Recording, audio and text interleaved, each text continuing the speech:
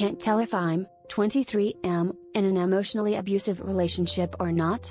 So me 23M and my GF 23F have been together for a little over a year now. About 9 months in I noticed there were some issues. We got into a couple of arguments about my eating and physical habits. I've been an athlete my entire life and have always loved working and being able to do physical activities at a high level. She frequently said I had an eating disorder when I viewed it as nothing more than not overindulging, but that came in conjunction with a critique of my hobbies and interests. Athletics-wise said they were too dangerous and I'm doing it BC of my ego. We got over most of these things and came to somewhat of an understanding eventually, but I question its legitimacy.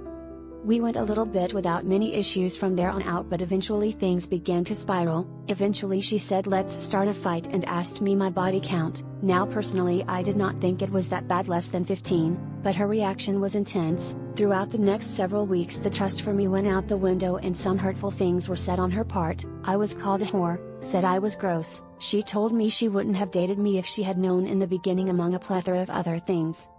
There were other things said, but honestly it's too much for one post. But after that it seemed like I couldn't breathe without doing something wrong. She started accusing me of cheating on her with one of my roommates 22F. She's been one of my best friends for nearly 10 years and has a boyfriend, so it started to hinder my friendship. If plans with my friends even slightly shifted it would start a fight. It seemed like the only thing that wouldn't start a fight was me staying home and doing nothing.